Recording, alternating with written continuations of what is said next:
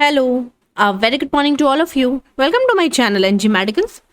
In this video, we are going to see the criteria of selecting a good research problem. Okay, इससे पहले वाले video में problem statement क्या है, like research problem क्या है, और रिसर्च प्रॉब्लम सेलेक्ट करने के प्रॉपर और गुड सोर्सेज क्या हैं, वो हम लोग ने पार्ट 1 में डिस्कस किया था. इस वीडियो में हम लोग पार्ट 2 देखने वाले हैं. यूनिट कौन सी है? रिसर्च प्रॉब्लम यूनिट है, नर्सिंग रिसर्च प्रॉब्लम. और इसमें हम लोग देखने वाले हैं कि ऐसा क्या क्राइटेरिया यूज़ करें जिसमें हम एक ढंग का रिसर्च प्रॉब्लम सेलेक्ट कर पाएँ, है ना.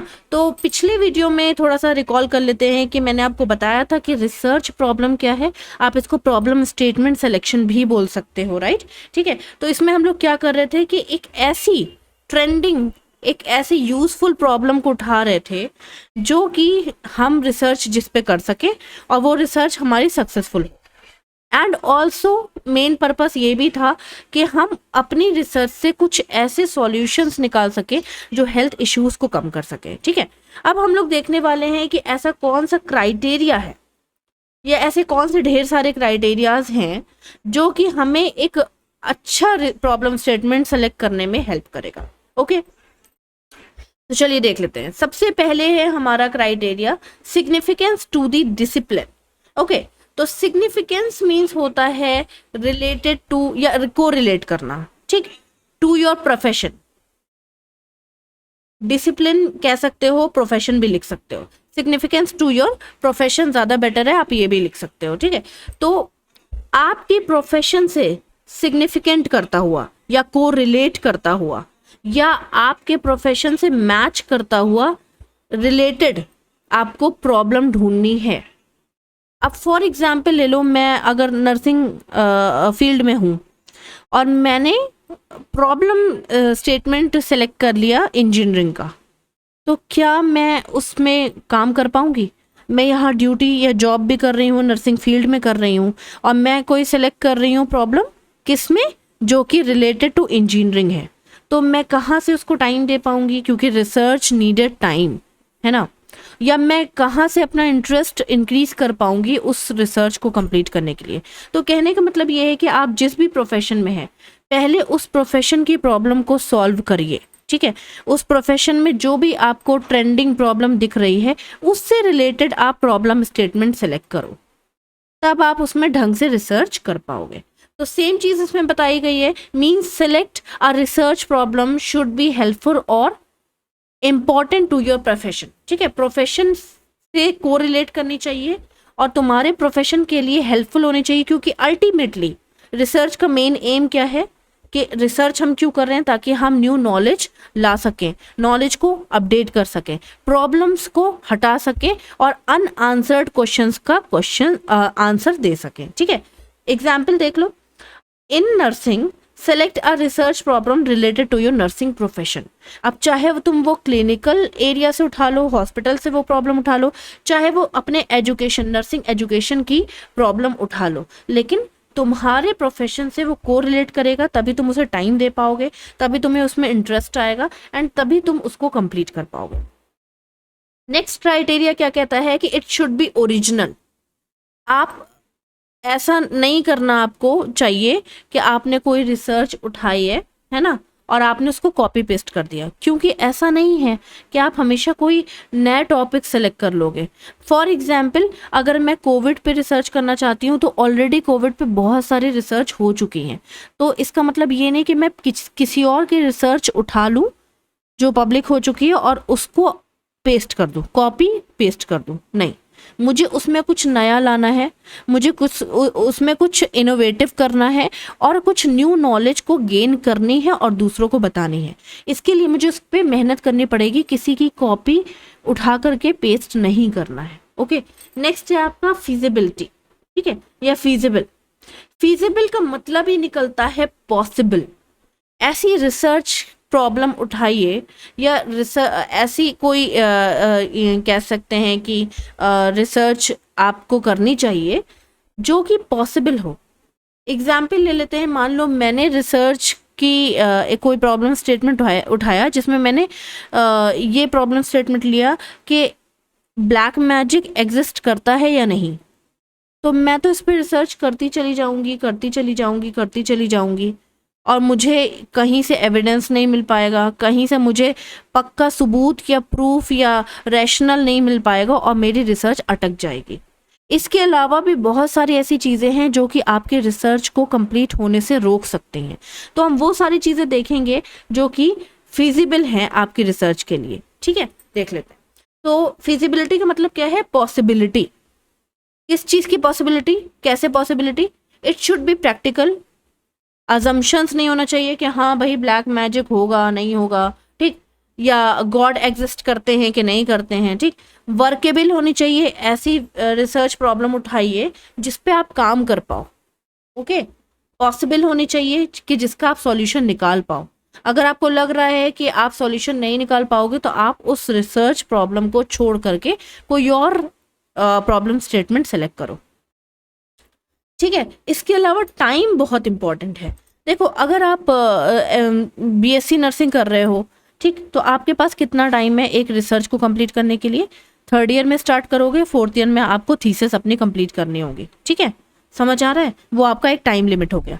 इसके अलावा अगर आप पीएचडी करते हो तो आपके पास 3 या 5 साल हैं एक रिसर्च को कंप्लीट करने के लिए। मतलब कहने का मतलब ये है कि आपको एक पर्टिकुलर टाइम पीरियड में अपना रिसर्च कंप्लीट करना है। ये आपकी रिस्पॉन्सिबिलिटी कि आप उसे प्रॉपर टाइम में कंप्लीट करो। अगर आप ऐसी कोई रिसर्च ले लेते हो जिस पे आपको वर्क करते रहना है और वो कंप्लीट ही नहीं हो रही, तो वो आपके लिए यूजलेस है, राइट। इसके अलावा कॉस्ट बहुत इंपॉर्टेंट है। आपके पास फिनेंशियल प्रॉब्लम है, मनी ही नहीं है अगर, तो आप कैसे रिसर्च कंप्लीट करोगे? मान लीजिए आपने 100 का सैंपल लिया, यानी कि 100 लोगों को आपने लिया अपने रिसर्च में, 100 सैंपल लिया, ठीक है। उन 100 लोगों को आपको पैम्फलेट बांटना है या बुकलेट बांटनी है, तो वो आपको प्रिंट करवानी पड़ेगी और आपके पास मनी ही नहीं है, तो आप उनके लिए बुकलेट प्रिंट नहीं करवा सकते, आप उन पे इन्वेस्ट नहीं कर सकते, तो आपके जो रिसर्च है वो वहीं पे मनी की वजह से स्टॉप हो जाएगी। ओके, इसके अलावा सैंपल की बात करें, सैंपल कौन होते हैं? सैंपल जिन लोगों पे आप रिसर्च कर रहे हो वो आपका सैंपल है। ठीक है, ये हम लोग आगे देखेंगे। ओके, तो सैंपल जो है वो अवेलेबल होना चाहिए। मान लो मैंने हॉस्पिटल में स्टाफ नर्स पे रिसर्च करना मैं चाहती हूँ, लेकिन मैं पूरे हॉस्पिटल की स्टाफ नर्स नहीं ले सकती हूँ। ठीक है, मैं अगर ले रही हूँ तो किसी वार्ड की, किसी पर्टिकुलर वार्ड की स्टाफ नर्स लूँगी। और मान लो मेरा सैंपल 60 का है और एक वार्ड में 60 स्टाफ नर्स काम ही नहीं करते हैं, तो क्या मैं अपनी रिसर्च कंप्लीट कर पाऊंगी? क्या मुझे सैंपल कंप्लीटली मिल पाएगा? नहीं मिल पाएगा। तो आपको सैंपल कैसा लेना है? आपको सैंपल ऐसा लेना है जो कि ईजिली आपके लिए अवेलेबल हो। यही चीज़ अगर मैं स्टूडेंट पे करूँ, अगर यही रिसर्च मैं स्टूडेंट पे करूँ, तो मुझे आराम से स्टूडेंट में सैंपल मिल जाएगा। और यही चीज़ अगर मैं मतलब ऐसे लोग स्कूल गोइंग चिल्ड्रन पे करूं, मेरा कहने का मतलब ये है कि आपको सैंपल ऐसा सेलेक्ट करना है जो कि आपके लिए ईजिली अवेलेबल हो। ठीक है, अब यहाँ पे मैंने एग्जाम्पल में लिखा हुआ है, if you need drug addicted people as a sample and not getting the sufficient will interrupt your research. ठीक है, तो आपने चाहा कि मैं ड्रग एडिक्टेड किसी मतलब मेल पे या फीमेल पे या दोनों पे मैं रिसर्च करूं, और मान लो आपको उस टाइम पे सैंपल मिल ही नहीं रहा है, आपको कितने ड्रग एडिक्टेड मिल जाएंगे? तो क्या आप अपनी रिसर्च कंप्लीट कर पाओगे? विदाउट सैंपल आप रिसर्च कंप्लीट नहीं कर सकते। नेक्स्ट आ जाता है एडमिनिस्ट्रेटिव सपोर्ट। ये सब फिजिबिलिटी के अंडर में आ रहा है ना। 3rd हमारा फिजिबिलिटी थी। फिजिबिलिटी का मतलब होता है पॉसिबिलिटी, और ये सारी चीज़ें अगर पॉसिबल हैं तो ही आपकी रिसर्च कंप्लीट होगी। ठीक है, एडमिनिस्ट्रेटिव सपोर्ट। एडमिनिस्ट्रेटिव सपोर्ट का मतलब ये है कि जिस भी कॉलेज के आप हैं वो कॉलेज का आपको सपोर्ट मिलना चाहिए, क्योंकि अल्टीमेटली एट लास्ट प्रिंसिपल का साइन होता है आपकी थीसिस पे, है ना। आपके गाइड का साइन होता है आपके थीसिस पे। अगर वो आपको सपोर्ट ही नहीं करेंगे तो आप अकेले रिसर्च कंप्लीट नहीं कर सकते हो। ठीक है, तो complete a research need of the support by the college, institute, hospital या कोई ऑर्गेनाइजेशन जहाँ पर भी आप रिसर्च करना चाहते हो या जिसके कॉलेज से आप पढ़ रहे हो, ठीक, वहाँ के प्रिंसिपल से। तो ये सारी चीज़ें मैटर करती हैं। ओके, इसके अलावा पीयर सपोर्ट। पीयर ग्रुप कौन होते हैं? पीयर ग्रुप्स आपके फ्रेंड्स होते हैं, आपके कलीग्स होते हैं, उनका सपोर्ट भी बहुत इंपॉर्टेंट है। ऐसा क्यों है? क्योंकि मान लीजिए एग्जाम्पल ले लेते हैं, बीएससी नर्सिंग में आप अकेले अकेले रिसर्च नहीं करते हो, आपको ग्रुप के साथ रिसर्च करनी होती है। मान लीजिए आपका 6 का ग्रुप है, 6 लोग हैं एक ग्रुप में, और 6 में से आप अकेले ही काम कर रहे हो और वो 5 काम नहीं कर रहे हैं, तो आप पूरी रिसर्च अकेले कंप्लीट नहीं कर पाओगे टाइम पे। ओके, इसके अलावा इक्विपमेंट्स बहुत इंपॉर्टेंट है, यानी कि जो चीज़ रिसर्च के टाइम पे आपकी ज़रूरत है, रिसोर्सेज, ठीक है, वो अगर अवेलेबल नहीं है तो आप रिसर्च नहीं कर सकते। एक एग्जांपल दे देती हूँ। मान लीजिए आप किसी एक हॉस्पिटल के वेंटिलेशन सपोर्ट पे रिसर्च कर रहे हो, तो आपको 10 वेंटिलेटर चाहिए। मान लीजिए उस हॉस्पिटल में 10 वेंटिलेटर्स नहीं है, तो फिर आपकी रिसर्च तो वहीं रुक जाएगी। आपको सैंपल में 10 वेंटिलेटर्स चाहिए थे, लेकिन आपके पास एज अ सैंपल 10 वेंटिलेटर्स नहीं मिले, तो आपकी रिसर्च तो वहीं पे रुक गई, है ना। तो इक्विपमेंट्स यानी कि आर्टिकल्स या रिसोर्सेज बहुत इंपॉर्टेंट है किसी भी रिसर्च को कंप्लीट कराने के लिए। इसके अलावा इथिकल कंसिडरेशन। इथिकल कंसिडरेशन का मतलब क्या हुआ है? इथिक्स मतलब क्या है? रूल्स, ठीक है। तो अब मान लो मुझे रिसर्च करनी है किसी भी हॉस्पिटल पे, तो मान लो मेरे कॉलेज का हॉस्पिटल है ही नहीं, तो मैं किसी और हॉस्पिटल पे रिसर्च करना चाहती हूँ, तो मुझे उस हॉस्पिटल के सीएमओ से परमिशन लेनी होगी, है ना, डायरेक्टर से परमिशन लेनी होगी, वार्ड इंचार्ज को बताना पड़ेगा कि हाँ मुझे परमिशन मिल गई, तब जा कर के मैं वहाँ रिसर्च कर सकती हूँ, ठीक है। तो that is known as ethical consideration, कि आपके पास परमिशन लेटर होना चाहिए। गवर्नमेंट इंस्टीट्यूट हो चाहे प्राइवेट इंस्टीट्यूट हो, गवर्नमेंट हॉस्पिटल हो चाहे प्राइवेट हॉस्पिटल हो, आपके पास वहाँ के सीएमओ डायरेक्टर वगैरह का और अपने कॉलेज का स्टैम्प होना चाहिए कि हाँ, पहले आपका कॉलेज आपको परमिट करेगा कि हाँ ये रिसर्च कर सकता है बंदा, ठीक है। उसके बाद जहाँ पे जाना होगा वहाँ के डायरेक्टर, सीएमओ, इन सब का साइन होता है, स्टैम्प लगती है, तब जा करके आप उनके वहाँ के सैंपल या पेशेंट या किसी पर भी रिसर्च कर सकते हैं। फिजिबिलिटी के अंदर इतनी सारी चीज़ें आ रही थी, आई थिंक आपको इन सब का मीनिंग क्लियर हो गया होगा। नेक्स्ट देख लेते हैं क्राइटेरिया। नेक्स्ट क्राइटेरिया क्या है? सॉल्वेबल या रिसर्चेबल। जैसा कि मैंने आपको बताया कि आपको ऐसी प्रॉब्लम उठानी है जिसको आप सॉल्व कर पाओ। मान लो आपने ऐसी प्रॉब्लम उठाई जिसका सॉल्यूशन है लेकिन आप नहीं कर पा रहे हो, या आपके बस का नहीं है, या आपके पास उतना सोर्सेज नहीं है, आपके पास उतना कह सकते हो मनी नहीं है, आपके पास उतना टाइम नहीं है कि आप उसको सॉल्व कर पाओ, तो आपको वो प्रॉब्लम स्टेटमेंट लेना ही नहीं है। आपको उस प्रॉब्लम को हटा करके किसी और प्रॉब्लम पे रिसर्च स्टार्ट करनी है जो कि आप कंप्लीट कर पाओ, ठीक है। So the ultimate aim of the research is finding और answer the unanswered question. Ultimate आपका मेन एम क्या है कि आप जो रिसर्च स्टार्ट कर रहे हो उसके लिए उसको आप फाइनल डेस्टिनेशन पर लेकर के जाओ। फाइनल आपका गोल क्या है कि उस रिसर्च से लोगों को फायदा हो, ठीक है, और जो डाउट्स थे वो क्लियर हो। ओके, फॉर एग्जाम्पल अगर किसी एक बंदे ने गॉड एग्जिस्ट करते हैं कि नहीं करते हैं इस पर रिसर्च करी और वो कर ही नहीं पा रहा है, और ये तो एक तरह की ऐसी रिसर्च हो गई ना कि आप करते जाओगे, आप कैसे प्रूव करोगे कि गॉड है कि नहीं है? समझ आ रहा है? ओ माई गॉड पिक्चर देखी है ना, है ना, वही एग्जाम्पल ले लो कि गॉड है कि नहीं है, आप नहीं प्रूव कर सकते तो आपने ये रिसर्च उठाई है, तो ये आपके लिए टाइम वेस्टेड है। ओके, नेक्स्ट आपका क्राइटेरिया क्या है? करंट मतलब ट्रेंडिंग टॉपिक्स पे आप रिसर्च करो तो मच बेटर है।